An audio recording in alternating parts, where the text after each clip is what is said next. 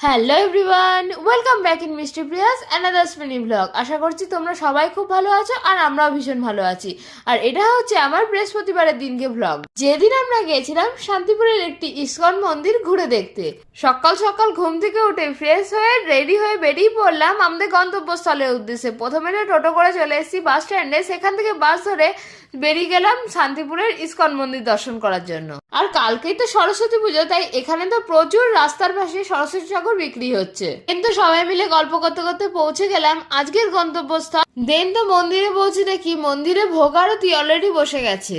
দেন তো ভোগ আরতির পর কিছুক্ষণের জন্য মন্দির বন্ধ হয়ে যাওয়ায় আমরা সবাই মিলে বেরিয়ে পড়লাম মন্দিরের চারপাশটা ঘুরে দেখার জন্য। ফার্স্টে তো চলে গেছিলাম গোশালা দর্শন করতে। এখানে তো মাসিমণি গোমাতাকে একটু আদর করে দিচ্ছিল আর আমার ভাই তো ভীষণ এক্সাইটেড হয়ে গেছিল। দেন তো এসেছিলাম ঝিল দর্শন করতে। ঝিলের চারপাশটা ঘোরাঘুরির পর আমরা গেছিলাম ইসকনের একটি চাষের জমি দর্শন করতে। সেখান থেকে চলে এসেছিলাম এই মন্দিরে যেখানে ভোগ প্রসাদ দেওয়া হয় সেই জায়গাটি দর্শন করতে।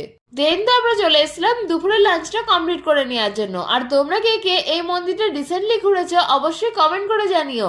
আর এই মন্দিরটা একদিনের ট্যুরের জন্য ভীষণ ভালো, তোমরা চাইলে একবার গিয়ে দর্শন করে আসতে পারো। লাঞ্চ কমপ্লিট করে আমরা সোজা চলে আসলাম নিতাই গৌরাঙ্গের একটি পুরনো আখড়া দর্শন করতে। শোনা যায় নিতাই গৌরাঙ্গ মহাপ্রভু এক রাতের জন্য এখানে বিশ্রাম নিয়েছিলেন, যার কারণে এই জায়গাটিকে বলা হয় নিতাই গৌরাঙ্গের আখড়া। সেখান থেকে টোটো করে আমরা সোজা চলে গেছিলাম মদনমোহন মন্দির দর্শন করার জন্য। মদনমোহন মন্দিরে আমরা ভগবান দর্শন করে বেরিয়ে পড়লাম স্টেশনের উদ্দেশ্যে বাড়ি যাওয়ার জন্য। দেন তো এখান থেকে টোটো নিয়ে আমরা সোজা চলে আসলাম স্টেশনে।